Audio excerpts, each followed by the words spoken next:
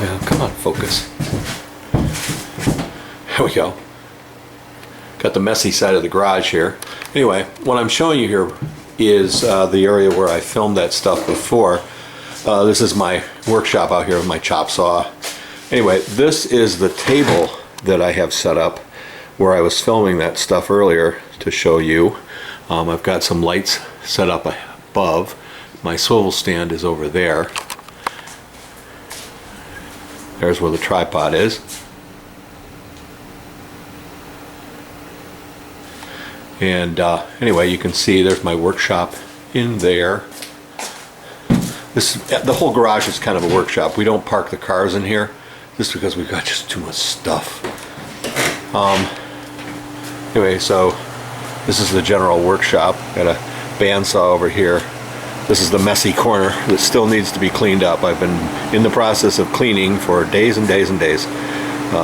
That's the entrance back there to the greenhouse. The workbench here, which is a little bit messy. The outside door to the utility yard that I think I've described to you, which is kind of a mess right at the moment. Geez, I'm giving you a bad view of myself.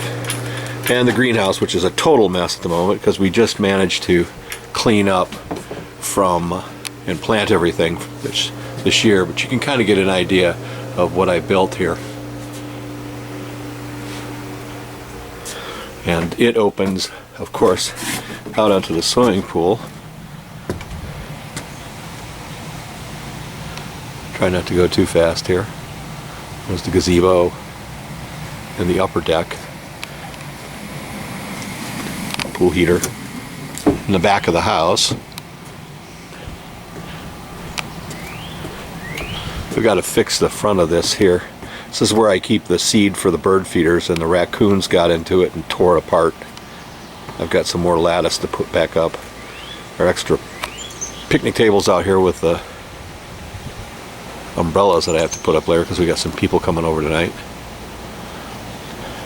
So this is the back sliding door into the dining room, and that slider over there goes into the living room. I'm going to later this year build a little structure out there. There's a small porch here right back of the kitchen that I built many years ago as just a little porch, but we don't sit out on it very much because the air conditioner is right here. It just makes a lot of noise. This fall, hopefully, we're going to move the air conditioner down to the far end of the house there, beyond that ornamental cedar. So this is the little deck that I built out. Well, not really a deck, it's a patio.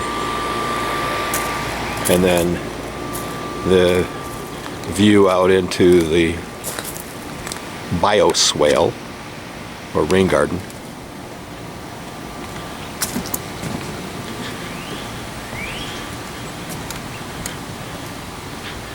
I've got to build another fence along this side over here like I have on this side because you can see what's happening. Stuff is growing right over the boardwalk. This area here is all new this year. I put down old cardboard and covered it with wood chips last summer to kill the grass, and then this spring Kathy had planted all these plugs, and hopefully within a year or a year from now it will look like this, which is what that back there looked like originally. These things that you see around in various parts of the yard are water towers. They get the sprinklers up above the level of the growth. Here's the dry wash and back of the pool. It kind of disappears into the weeds there. I shouldn't say weeds, they're native plants. There's the back of the pool wall. And then the walk goes that way. And there's another one that goes down this way.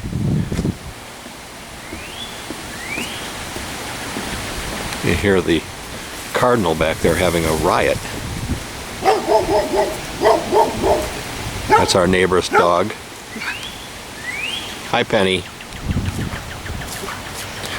And as I mentioned, the picket fence ends in the bush there, and there's a wire fence that runs along connects the two to keep this area back in here isolated and keep Kathy's grandson from getting into the pond. As you can see, it's really quite grown up back in here.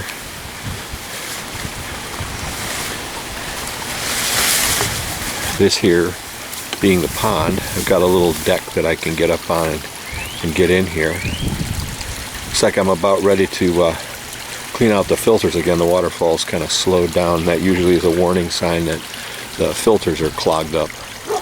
There's that fence that you really like from the back side. There's the back of the house. You can see the bird feeder over there. In another month or so, those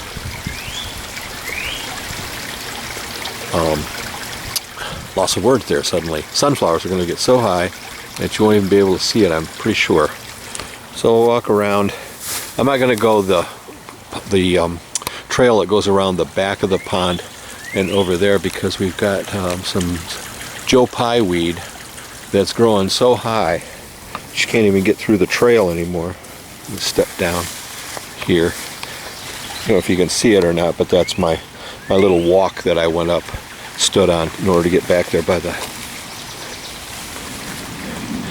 And then this is the new area that we built out here this last year. I had built the dry wash last year, but we had not finished it off and we hadn't built a little bridge over the thing yet. So then there's that trail that goes around the bush and goes back the other side of that platform. Kathy just planted these yesterday. This is a plant called Rattlesnake Master. Evidently it is used as some kind of a remedial cure for rattlesnake bites, I guess. And you can see the back of the yard over that way. The zinnias are starting to come up. And our garden, which looks like it needs some weeding. The herbs are up that way. They may look like weeds, but they're actually mostly edible. And this is the bird feeder back here. Dry wash on that side. This area next year is going to be a seeding area, as I think I told you, where we planted it with a stuff called No-Mow. And we've been watering the hell out of it. And it looks like it's doing pretty rough right now. We're going to probably seed it again, massive seeding this fall.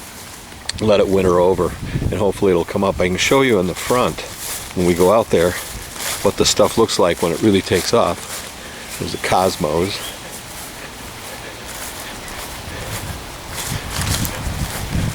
And our side yard here, which is a total mess at the moment. Everything's out, sawhorses all over the place.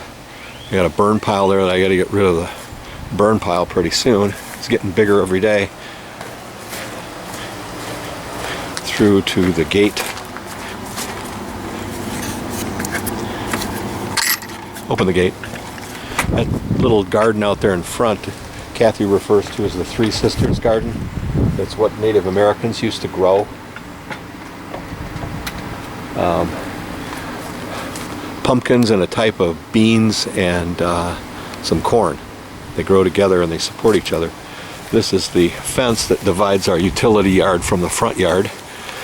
Kathy's planted sunflowers and zinnias along it, although the sunflowers didn't do very good this year. We planted a couple of native plants out here in front this year. These new bushes are called service berries. And then this is the front of the house. My room is up there inside the garage doors. It's where I was just showing you. And then this is the garden in front.